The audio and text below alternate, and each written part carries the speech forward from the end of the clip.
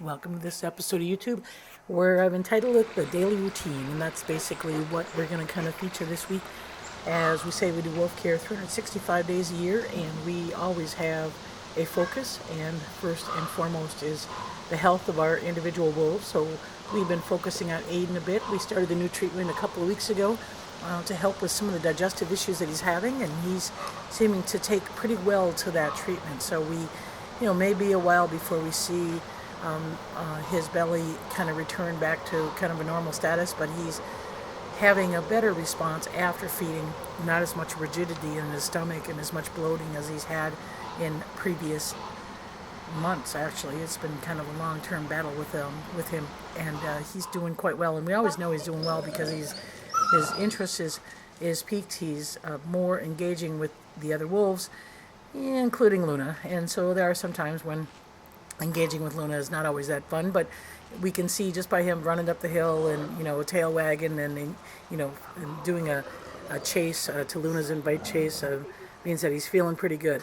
Doesn't mean that there isn't a little bit of that Luna in your face anxiety. Sometimes she can get to be a bit too much, and especially when she's trying to do a ride up her mount and he's going to snap and show some status. And again, this is just a Luna situation. She's very socially engaged here, kind of rubbing up against him, and he's definitely putting some limits on what he'll tolerate from her. So Luna does that preemptive, a little bit of a whine there, and as you saw there, not a lot of physical contact. So typically what it means is that she's going to invite chase, and she's going to run around and everyone's going to chase her, and that gives us an opportunity to look at her medical conditions. How is her leg dealing with the onslaught of colder weather? Is she having any issues? Is she mobile? Is she appear to be having any pain response?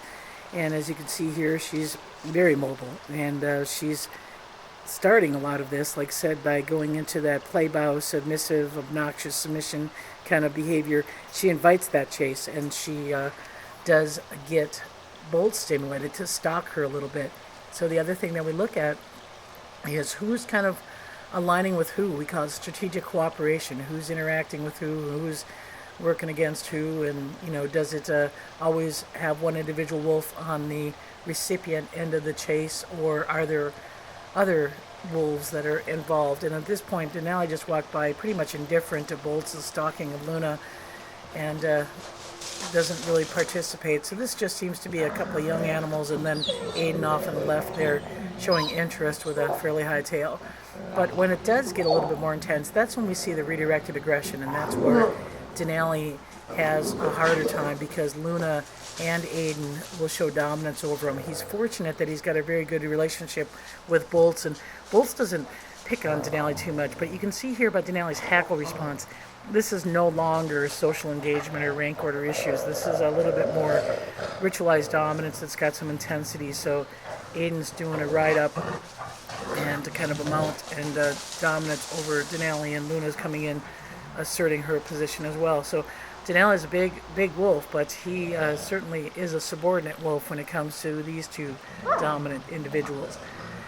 So that's what we watch for. Like I said, the hackles tell us, okay, this is a little bit more serious. And so one of the questions people always ask is, why don't you stop this?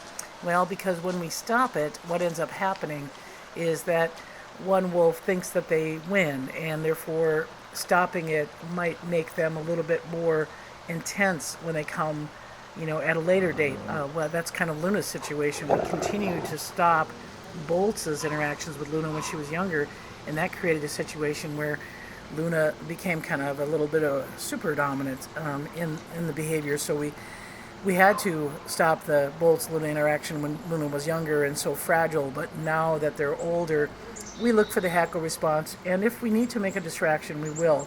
But intervening or stopping oftentimes creates a little bit more tension, because the other wolves may perceive that we're blocking or that any individual is weak. So we practice observing behaviors, and again, Luna's just looking for a little bit of a, that's called a play bow. She's inviting chase, and nobody's really chasing her. Aiden is trying to relax with wolf care staff here, and he's got that situation of Luna really inviting that kind of dominance, and so he gets up and tries to deal with it. But for the most part, we're trying to keep Luna in a relaxed state and trying to work out some of that little nervous energy that may create some of that obnoxious submission response. So we're working with her on things like positive reinforcement for submitting, ignoring one of the more negative or inappropriate behavioral responses, being us being proactive to make sure that we have enough staff in to provide attention to all individual wolves at one given time. That is a problem with socialized wolves in that they do tend to guard the humans, and so that makes it a little bit more challenging. So we work with that, and Luna's actually doing a lot better than she has been in the last, she's 3 going on 4, so she's got a little bit of maturity going on as well. Although it's not always evident, but she is maturing to a little bit more stable adult as she moves into the fall and winter here. We'll kind of keep an eye on that. And obviously with pups next year, we're going to see a dynamic change in the way the rank order occurs, and certainly the young pups will be the focus of the social group. So that's our routine in wolf care. So again, interactions, making sure everybody's safe, everybody's sound. We're looking at tail postures. We're looking at, head postures. There's Aiden and Denali. Denali does a 4-leg stab and rolls his head, drops his head in a subordinate posture. Aiden coming over here, Luna guarding the camera. So we have to be a little bit cautious as Aiden wants to move in, that we don't have too much conflict between the two individuals. So that is a part of our regular routine. Trying to get video is a little bit of a challenge.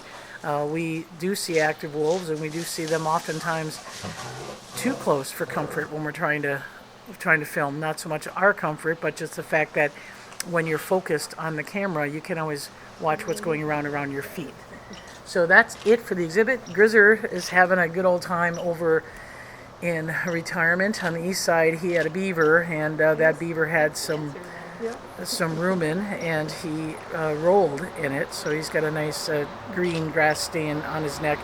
But he's been enjoying the fall, a little bit warmer than we typically would see in October, but temperatures are moderating a bit. Been some gorgeous fall weather, and Grizzer is anxiously awaiting the construction. We are ready. We've got everything pretty much done that we needed to do for the construction crew, and I'm just waiting for that to happen. So we hope to have something to post here relatively soon as we move forward on the capital campaign. So that's it from Wolf Care, and thanks for watching, and we'll see you next week.